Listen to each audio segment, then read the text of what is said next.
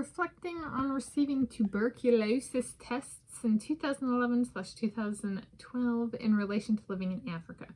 Today is Monday, 8 September 2025, and here I, Tanis Coralee of Seattle, reflect on receiving tuberculosis tests in 2011/2012, both before and after my study abroad at Nelson Mandela Metropolitan University in Port Elizabeth, South Africa. 6-month student visa, January 2012 to June 2012. So the tuberculosis tests, as part of my going to Africa, there was the paperwork for me applying for a study abroad program. My home institution was the University of Washington in Seattle, Washington State, and the institution I studied abroad at was Nelson Mandela in the United States of America, and then the institution I studied abroad at was Nelson Mandela Metropolitan University in Port Elizabeth, South Africa, which was the name of the city when I was there. And so there was applying to the program. So there were application materials. There's paperwork for the student part of it. There's paperwork for the 6-month student visa, and then there were actual medical requirements as well. And they were like, you don't get to go if you don't do tuberculosis testing. So this was one of those, I would say it was, I think, the strictest, as like it was a requirement as part of my living. I ended up getting a few, I ended up within South Africa. I received a yellow fever shot, a vaccination, immunization kind of thing. And then I also took anti-malaria medication, so like an immunization type medication for malaria.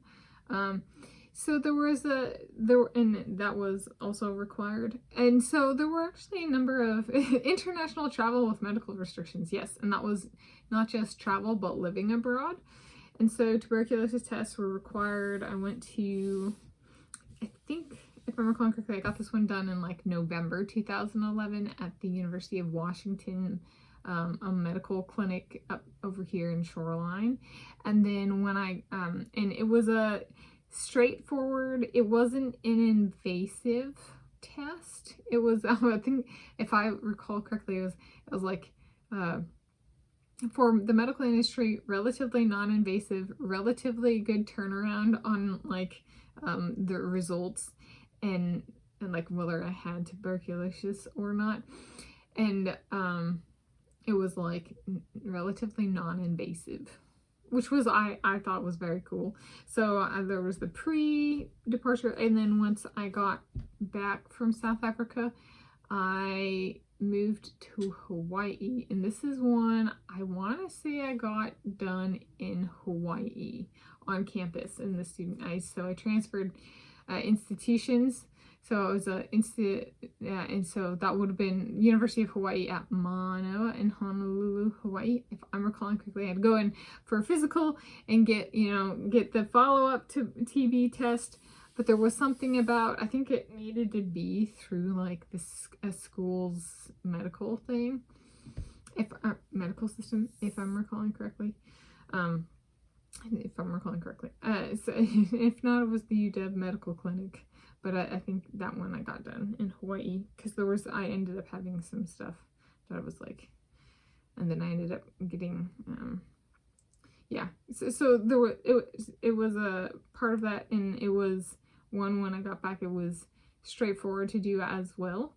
So it was one that was required. However, it was one that I was like, I'm happy that this is what's required because the procedure was well, and it didn't drag on, and it was relatively non-invasive. And I was like, if all tests for like a condition or a virus or whatever were like this, that wouldn't be so bad. Non-invasive. I like non-invasive.